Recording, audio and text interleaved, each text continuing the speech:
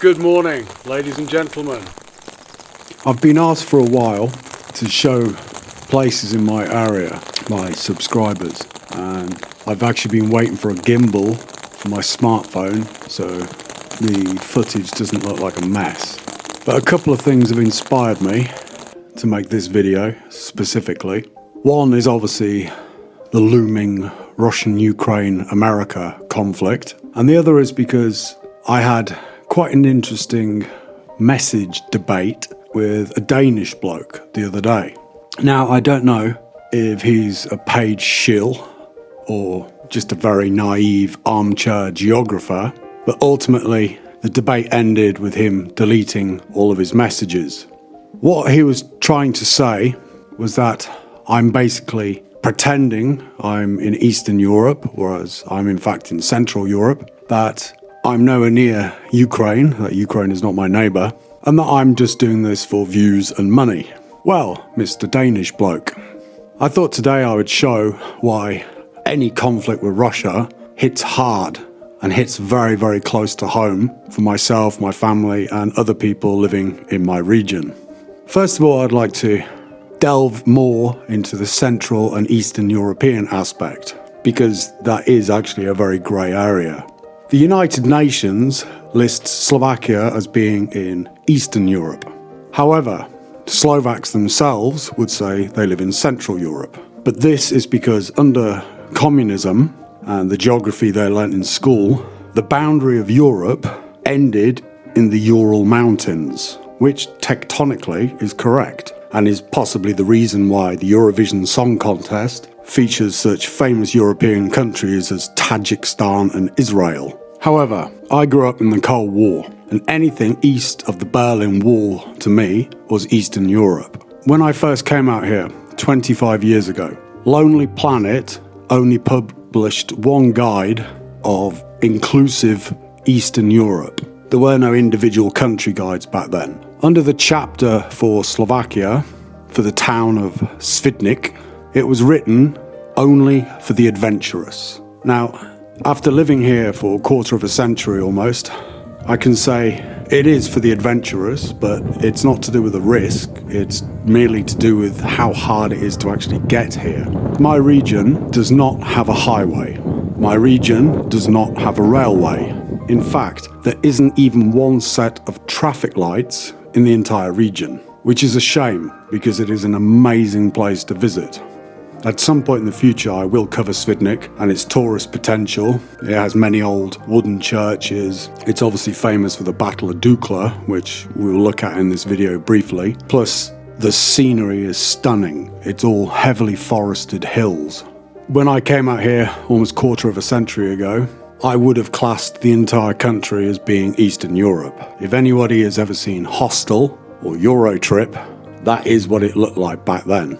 However, things have changed. Slovakia is now in the European Union, and there have been major developments in the last 20 odd years. Still though, there is a big difference between the west of the country, with the capital Bratislava, and the east of the country where I live. Towns such as Svidnik, Stropko, Medzelaborca, Sobranca, Snina, these are like forgotten realms from the days of socialism. In fact, many people in my area would quite happily return to socialism tomorrow if given the chance, because they're not seeing the benefits that the west of the country is. They're certainly not seeing the money or the investment. Another major reason I would class my area as Eastern Europe, not Central Europe, is due to the population's ethnicity and its religious beliefs. Svidnik is basically the world capital of Ruthenians.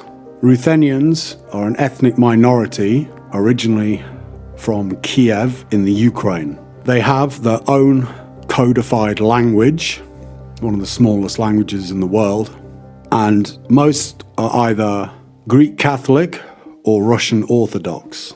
Svidnik has a very high population of Rusnaks, as they are called, and people in this area speak Ruthenian rather than Slovak, colloquially. It makes learning the Slovak language very difficult. So yeah, I would definitely class this as Eastern Europe rather than Central Europe. There are also many Ukrainians who live here. Many were moved over by the Russians after World War II, and many have moved in recent years since border restrictions have been eased. In the centre of the town, in the pedestrian zone, the largest building is the Museum of Ukrainian Culture. This takes up a massive amount of space in the centre of Svidnik. But like I said, I'm not going to go into the tourist aspect of visiting Svidnik. I will just say it is an amazing place to live, and it's an amazing place to raise your children. It's a different world out here with different sensibilities. And if you're like me and you're quite traditional, it really is a better place than certain others I could mention. I would say though, it's not for the woke person. It's still quite old school in many respects. So let's look now at why I say Ukraine is in my backyard, which this Danish bloke said it isn't, that it's nowhere near. Svidnik is 45 miles from the Ukraine border. If that's not a backyard in terms of international geopolitics, then I don't know what is. Maybe sitting in an armchair looking at Wikipedia doesn't explain this, but from where I'm sitting, that is extremely close. Especially if Russia invades, the immigrants flooding in from the conflict will pass this way because it's one of the closest areas to the border. The fact that in the last 2 days, American troops have both landed at the nearby airport just over the border in Poland, which was covered by the local newspaper here, and their convoy passed from the Czech Republic into Slovakia heading in this direction last night, then yeah, I would say that this is our backyard.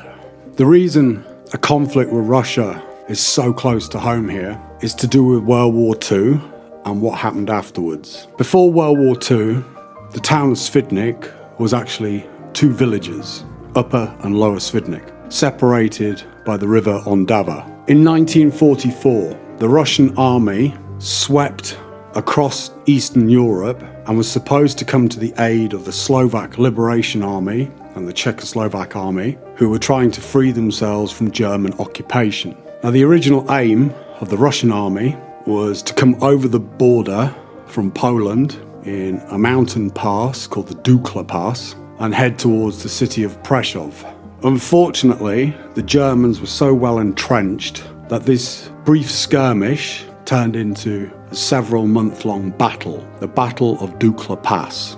It was, in fact, one of the worst battles of World War II, with one of the highest casualty figures, but it's almost unheard of in the West. This entire area was decimated. My house was actually occupied by Germans during this period. Still today, it's quite common to find mines or other unexploded armaments when digging. In fact, I stopped metal detecting because I kept finding UXBs. The Battle of Dukla basically happened from between Dukla in Poland, over the Dukla Pass, the area around Svidnik, and most famously the Valley of Death near Kapushovo, a small village just outside Svidnik. Still today you can see tanks and aircraft all over the valley. After the end of the Second World War, when Slovakia or Czechoslovakia became a communist country, the Russians decided to commemorate the Russian army and the Battle of Dukla. At that time, most of Svidnik and the area around it was made up of little log cabins. But the communists built immense concrete, steel and glass buildings. They built a big memorial up at Dukla Pass, which each year is still visited in memoriam because this is still in living memory. Still today there are people here who fought in the Battle of Dukla. And they built a giant memorial to Soviet heroes just outside of Svidnik. This memorial features socialist realist propaganda frescoes and sculptures showing giant Soviet army soldier heroes with fawning local Slovak peasant women. This is a very common motif in this area. They left many of the military vehicles here as a reminder of what went on. There are both Russian and German tanks, armoured cars, planes scattered throughout the region. You can drive through villages here and see tanks still in the emplacements. It's quite stunning. But the problem with the Russian heroes who came to liberate Slovakia is that they didn't go away again. And some of the stories I've heard of how the soldiers treated the locals, especially the women, are quite horrifying. It really was like Genghis Khan's horde passing through. So yeah, living in this area where two immense military empires battled it out and left a huge scar both on the landscape and in the memories of the people here within living memory.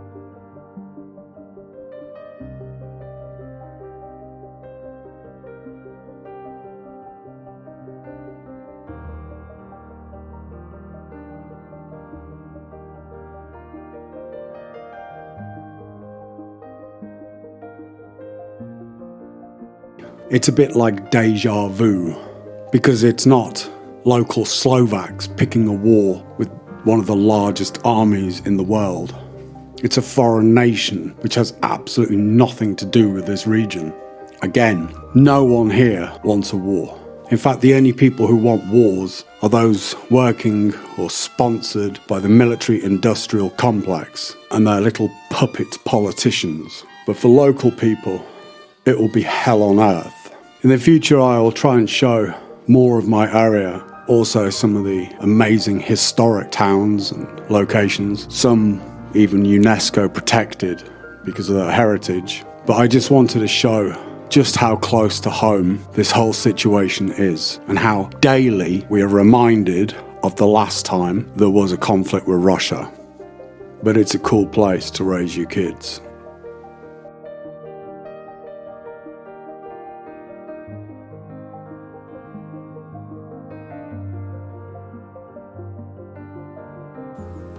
As always, be free.